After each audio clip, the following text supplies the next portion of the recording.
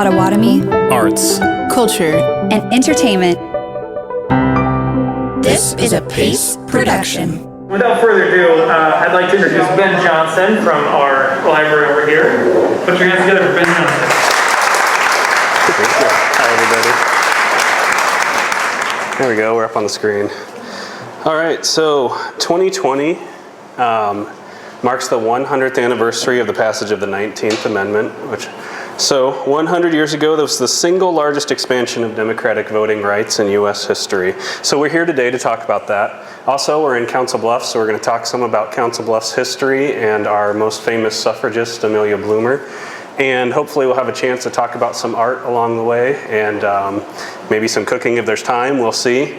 But we're here at Pace, so we want to try to incorporate that if we can. So there is how I kind of came to be interested in this subject is I got a call from the Iowa Department of Human Rights, and they said that we want to put a marker in Council Bluffs to as a sort of a public memorial for Amelia Bloomer, our famous suffragist from town here. And what should it say and where should we put it?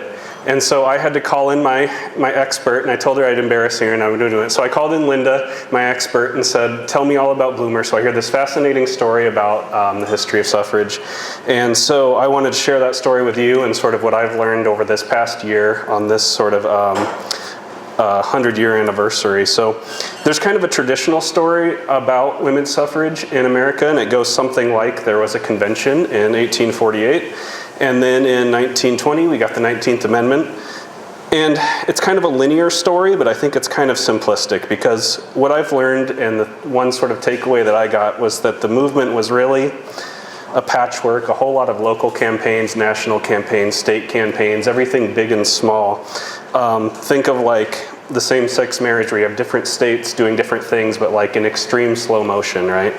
So the story didn't begin in 1848 and it didn't end in 1920. I think, there were millions of women of color who were still barred for the polls in 1920. And I think the fight's still going on today. If it ended in 1920, we wouldn't be talking about equal pay and everything else here in 2020 today. So I wanted to put up a couple images here. They have a drink here called the Suffragette. And there's a difference between a suffragist and a suffragette, the latter being from England and on the right side.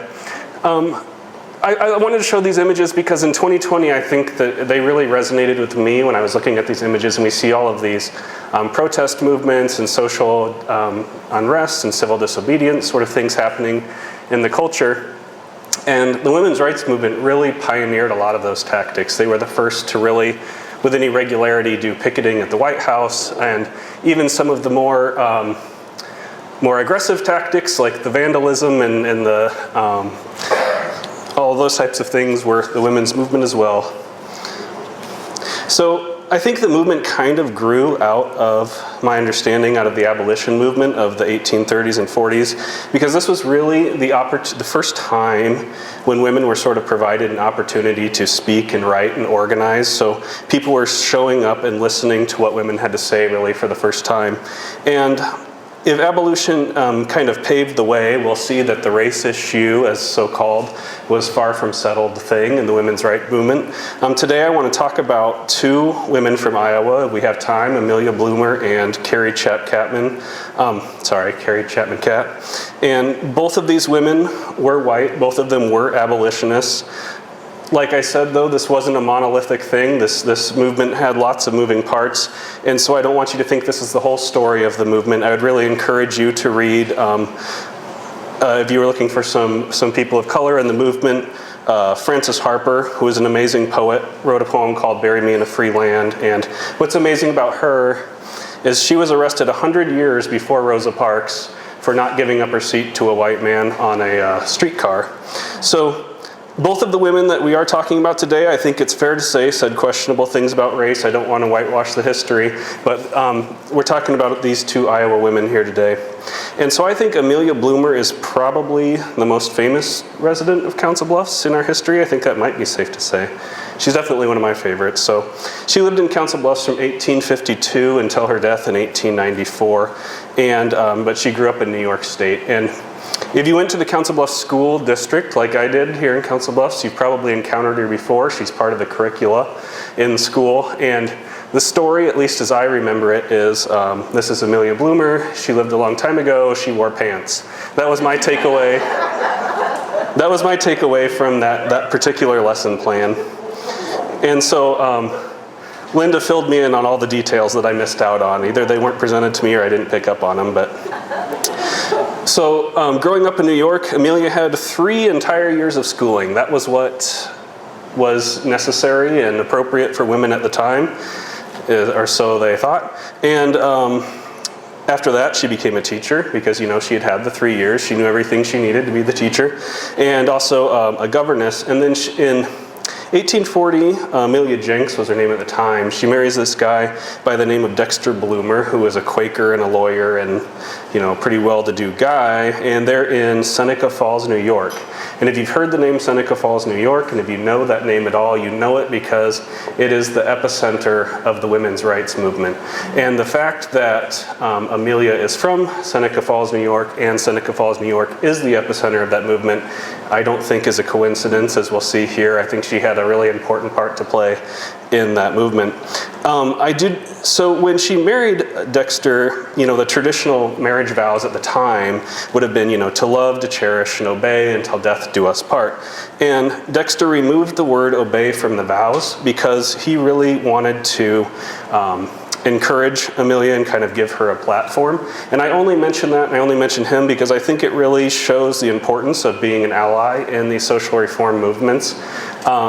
You know, he was a white male. He had all the power. He did not have to encourage her in that way, and she did. And so I think that shows the importance of kind of being an ally and somebody with power to help out people who don't have the power. So if I had to describe Amelia Bloomer to you, what her personality was, who she was, what she was like, I think of her sort of like, in my mind, as like when somebody says something really stupid on Twitter and it kind of like sits out there for a while, and then all of a sudden somebody comes out of nowhere and just like puts that person on blast, right? Just like this really savage response, like, and they get so embarrassed that they delete the tweet. That was really Amelia Bloomer. She had a really fierce and straightforward writing style that we'll see here in a minute.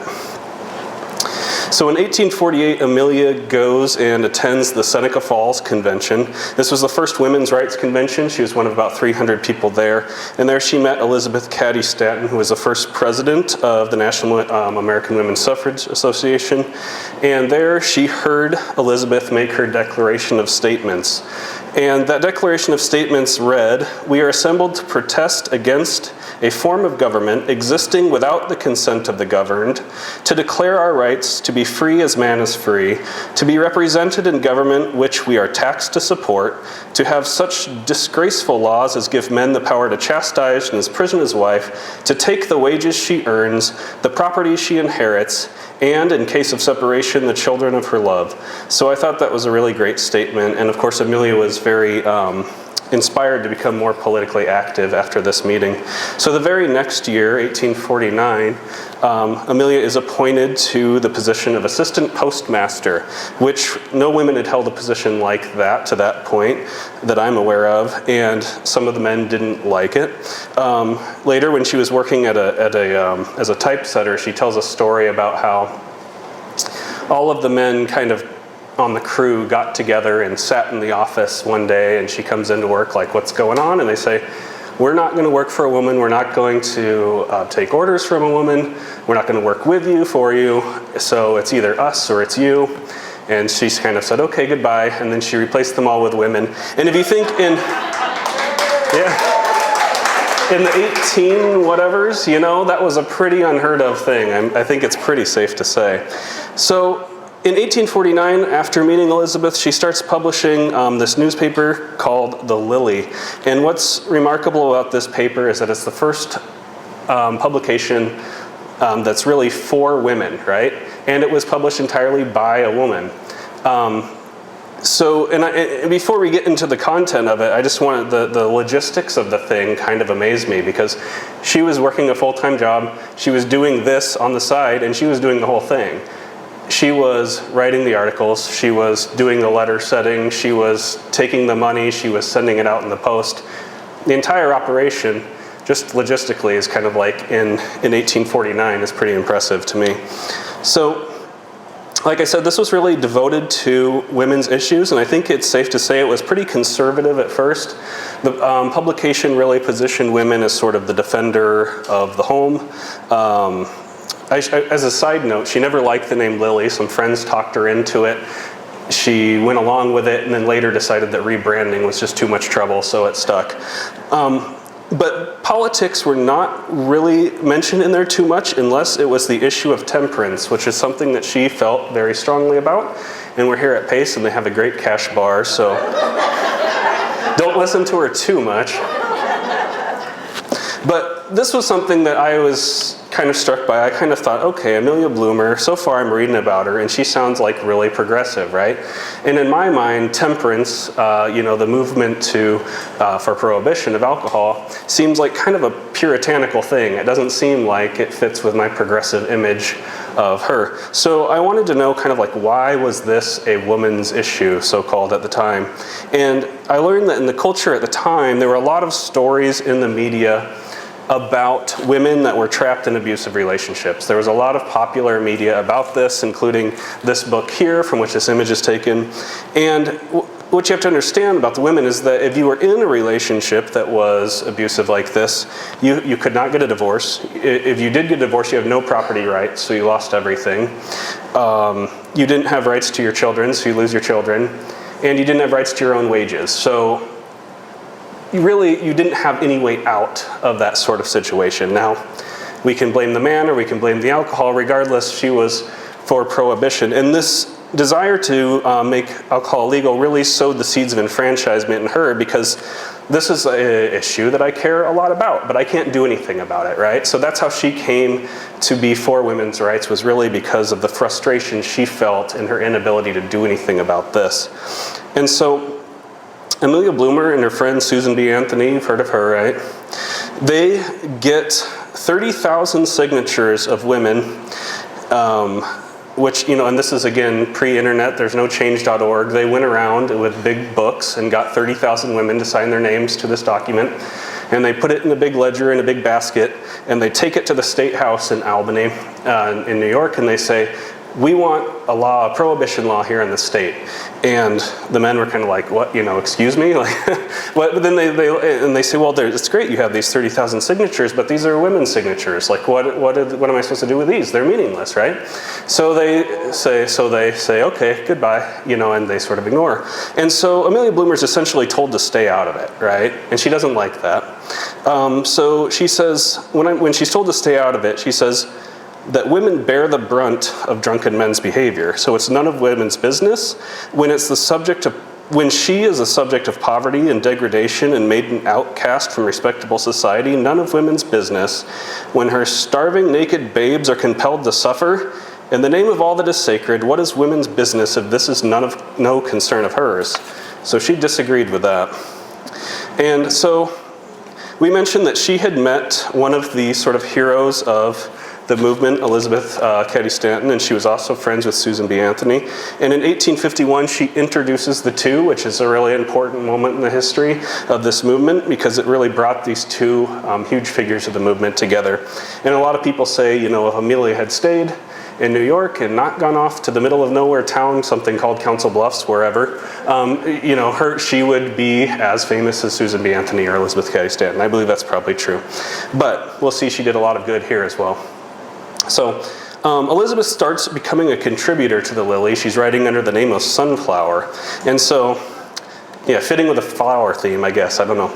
But these articles she was writing, she wasn't writing about temperance. She was writing about equal wages, all kinds of women's issues that were far more progressive than the journal had been up to that point. So this was really caused Amelia herself to become more progressive, and the publication also to become more progressive. And what's, I think, the legacy of the publication was that this was really, in the pre-Facebook days, the Lily was the social network for this movement.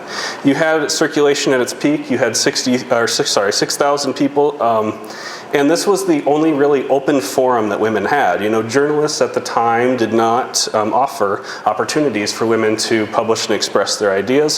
So they're out here, they're publicizing and analyzing their own sort of developing philosophy about what does this movement mean? What are our goals and objectives? It really educated its readers about sort of the possibilities of major social reform. And it became a model, as we'll see, for a lot of later suffrage journals and periodicals. But I think the most important thing that the Lily did and that Amelia provided was that it provided suffrage leaders and followers really with a sense of community that would sustain them over the long years of the fight. They felt, okay, for the first time I'm feeling I'm not alone, I'm not crazy, we're in this together, and that's what sort of the journal provided. So, another quote from Amelia from the Lily is, It will not do to say that it is out of women's sphere to assist in making laws, for if it were so, then it should also be out of her sphere to submit to them. So in 1851, Amelia reads an article from kind of a health journal that says, you know what, wearing corsets and all of these petticoats and all that kind of stuff, it really sort of sucks, and also it's not healthy. And it's crushing your insides, right? And it's hot out, and then she sees somebody wearing this this outfit here. I don't think it's going to win any Project Runway, in my opinion, but it was definitely caught her attention. This was called the Turkish trousers, right? And so the woman who she saw wearing this sort of outfit was like, hey, it's comfortable, right? Essentially like long underwear, sort of hanging out what they called was a short skirt, which was short by the standards then. And of course, this woman was mocked in the media for wearing this. It was this costume. And so Amelia comes to her defense. And in the Lily, she writes, the costume of women should be suited for her wants and necessities. It should conduce at once to her health, comfort, and usefulness. Let men be compelled to wear our dress for a while, and we should soon hear them advocating for a change. And so this becomes known as the Bloomers. It becomes associated with her because she's talking about it and she puts her money where her mouth is and she's wearing it herself out in the community. And this sets off a craze in 1851. She's an international fashion icon. Everybody's talking about the Bloomers. And women are kind of like, heck yeah, right? So they're writing her for patterns from all over the place. The thing goes all over the world. There's a Bloomer craze in London and Japan. And the whole thing's ridiculed, of course, by the press, which is, again, controlled by men. And some women even reported having been attacked for wearing this outfit. This Harper's cartoon on the right side here kind of shows sort of what would have been a typical attack of the fad, which sort of says, you know, if women start wearing pants and can move their legs independently, then they'll start smoking and they'll be just like men. And, you know, so these women are all drinking and smoking and things. But Amelia really leveraged this,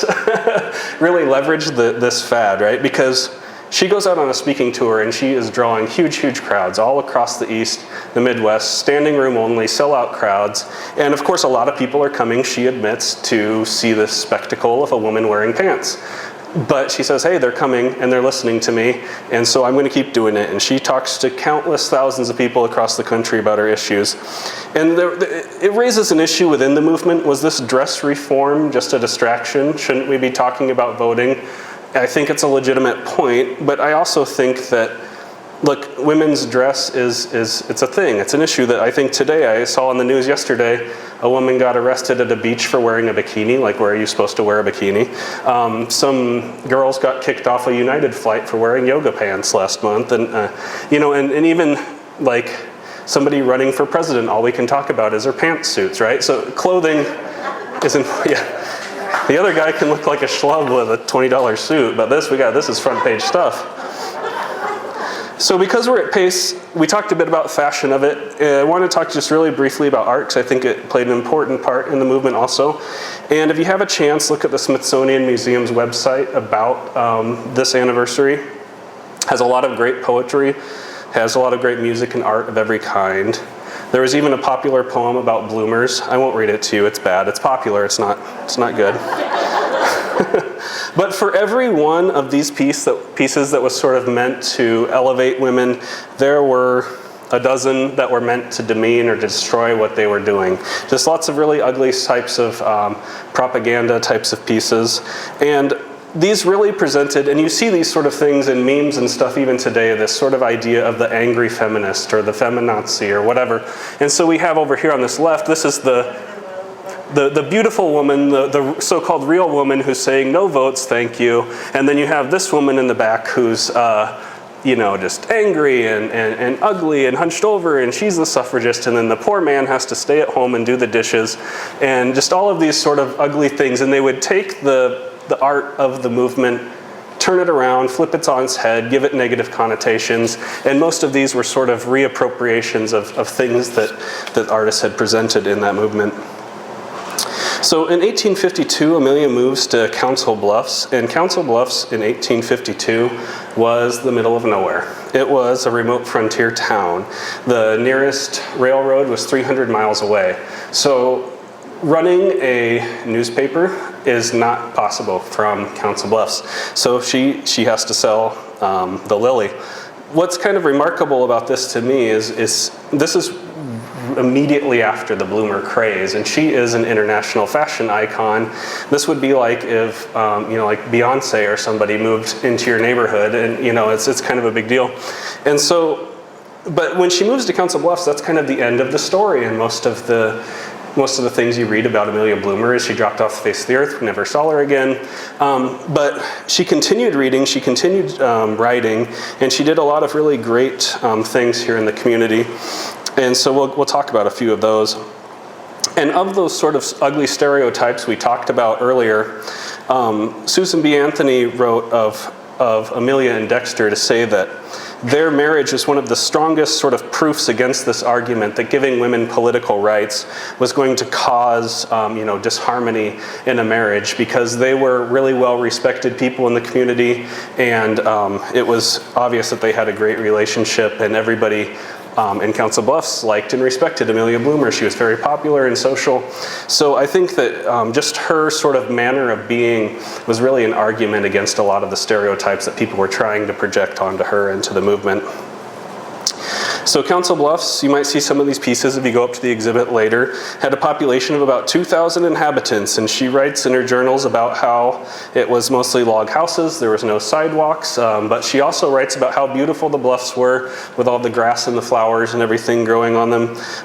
And the move here was kind of a disaster. Their furniture was lost, their house was unfinished. It was an all-around bad deal. But nevertheless, she really encouraged people to move to this area. She talked about how beautiful it is, how cheap the land is, and she wrote that the city will be the western terminus of the first railroad built across the state. Council Bluffs will no longer be out of the world, but will be the center of it. So if you attended one of Dr. Warner's presentations, you'll see how really sort of perceptive this was, because Council Bluffs did become a major railway hub, and the international and the Union Pacific and all of those things came through and really transformed this whole area. But this was well before that. And the population of Douglas County across the river, this is Omaha when she moved here, the whole county had a population of 654 at the time. It was a new territory, and Amelia saw this as an opportunity to say, hey, this is a new territory. Let's talk to them about women's rights. Let's get this in front of their legislature, right? And so she goes over, it crosses the river many times, which is a dangerous thing to do because there's no bridge. And she tells this great story about how she's going across in a ferry, and the man says, no, the water's too bad. There's no way I'm taking a woman across. And she goes anyway. She's scared for her life. So she's really risking her life to go talk about this issue to these handful of people living in the middle of nowhere in Nebraska. So she speaks to the legislature in 1856, and they actually gets them to vote.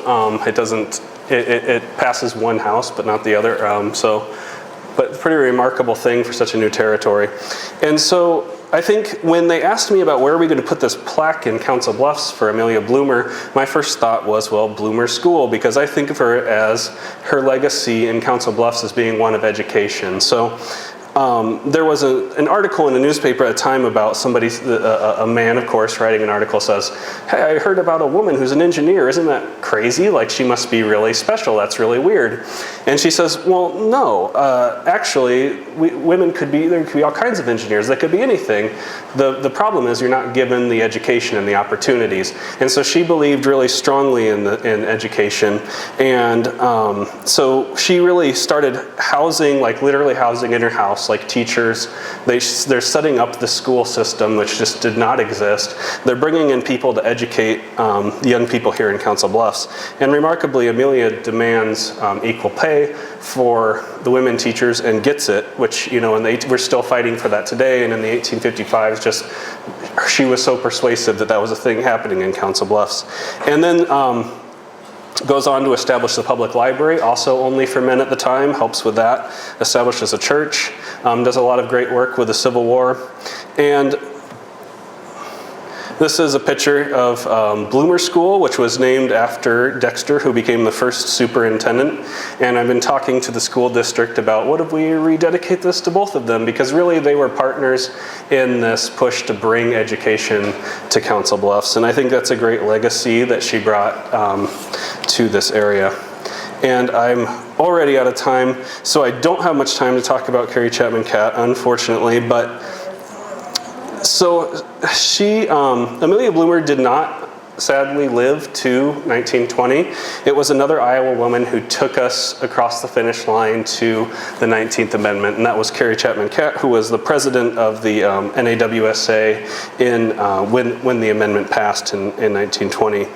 And her, I guess if I just had to say one thing about her, was that she was from Iowa. And she had great organizational skills. She took all of these loosely collected, unaffiliated groups, kind of brought them together and pushed the thing kind of over the finish line for women. So really, I think there was two Iowa women that I had to pick who had a huge impact. I would pick these two. There were definitely a lot of others, and there is the Iowa Women's Hall of Fame, which I would encourage everyone to check out. There are dozens, if not hundreds, of great women involved with the suffrage movement on there, all from Iowa. And so Bloomer's legacy is, I sort of mentioned earlier that she opened things up for other journals and other journalists in the sort of the muckraker era. We have this woman on the left who is from Omaha, and she was publishing a journal called The Suffragist. She famously interviewed the president and got yelled at him by him. And then on the right over here is a more contemporary photo, and we have these women wearing the shirt that says "The Lily."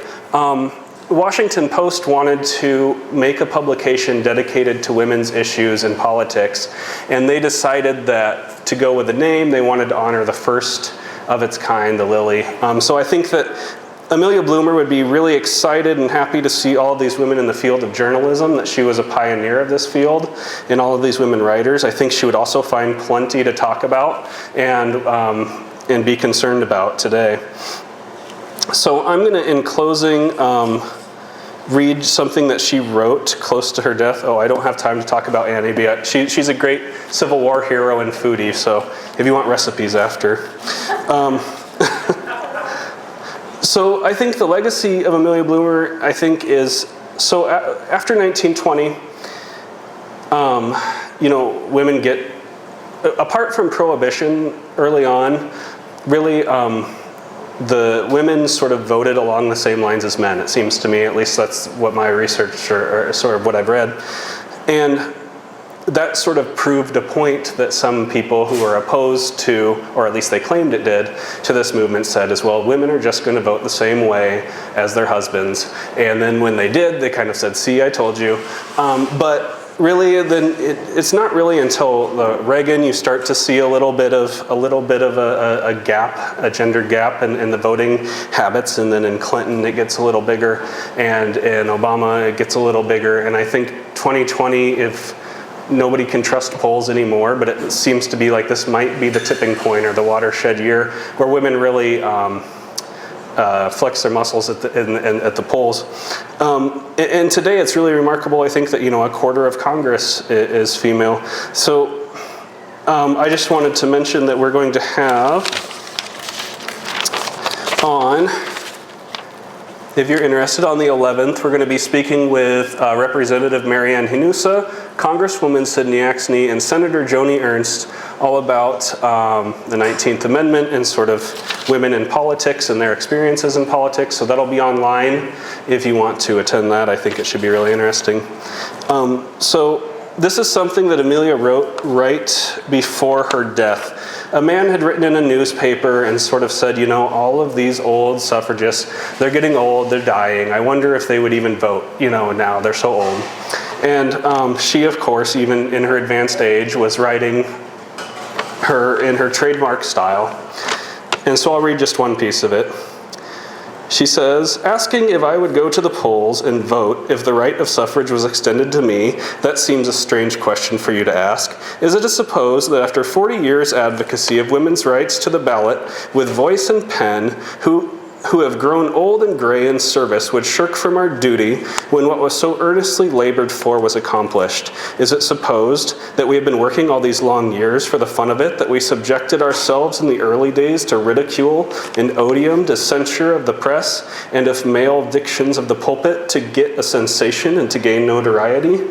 Yes, if the privilege of exercising my right to suffrage is granted to me while I am yet able to do so, I will, quote, go to the polls and vote.